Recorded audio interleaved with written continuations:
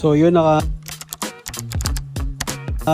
score tayo na leather na bag na pwedeng pan check-in. Laki na ito, tapos ang gaan pa. Malapit pa nun, meron siyang gulong sa ilalim. At ang pinakamatindi nun guys, gawa sa leather, kaya pwede talagang pan check-in.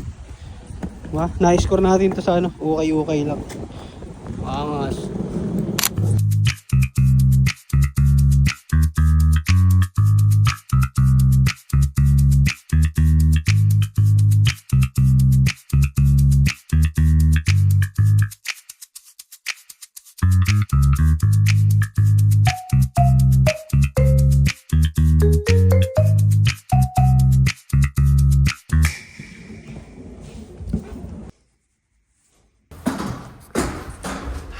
Mabait talaga. Oh. Napakabait to. Maraming salamat. Ito ang The April Fools guys. Yung pagiging mabuti nila rito. Bye. Bye boomer. Bye apartment. Bye apartment 7.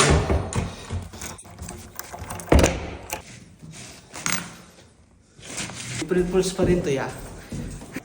So yan, hinatid nga pala kami ng mga kapwa Pilipino namin dito sa Old Quebec. At dito kung napatunayan, hindi kapwa Pilipino mo magpapabagsak sa'yo. Siguro, depende yun sa pakikisama mo. April Fools pa rin to ya.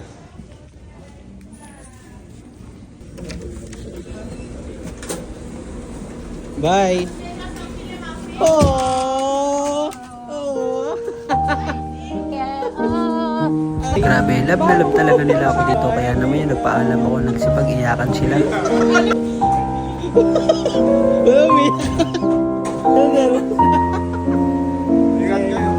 Ingat kayo, Lee. Baba. Bye-bye. You watch the venir à Québec? Wee! Nag-iyakan sila. Love na love kasi nila ako. Bye, Macdo. See you soon. Immigration na rin.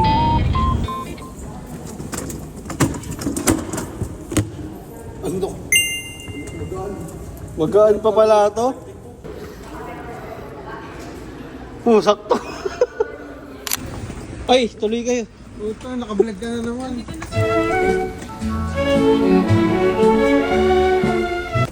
Ate. Yung bag mo na naman. Sige. Parang wala nang balik ko nung sa'yo. April Fools lang to, te. April Fools. Ingat po. Salamat po.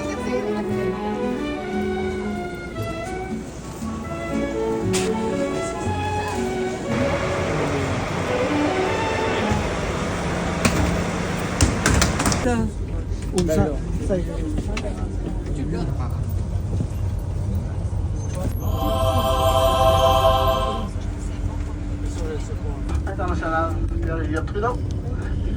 Vous donnerez changer vos bagages, ça va tout être fait à l'aéroport.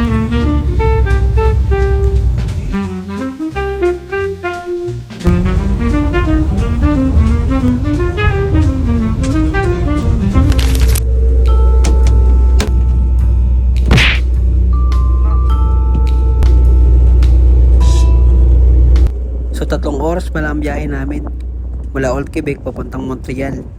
Dahil doon nakabase ang aming airport papuntang Vancouver naman.